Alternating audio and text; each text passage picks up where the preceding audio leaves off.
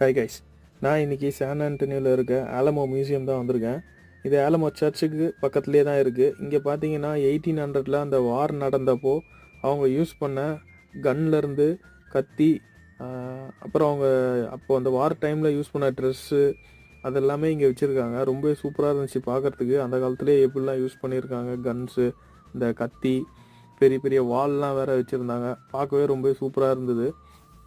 முக்கியமாக இந்த மாதிரி ரிவால்வர்லாம் நிறையவே அந்த டைமில் யூஸ் பண்ணியிருப்பாங்க.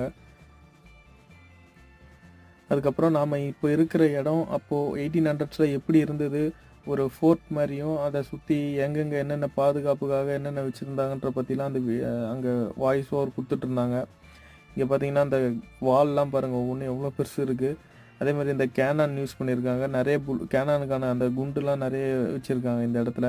மறக்காமல் நம்ம சேனலை சப்ஸ்கிரைப் பண்ணுங்கள், ஃபாலோ பண்ணுங்கள் இந்த மாதிரி வீடியோஸ் பார்க்க.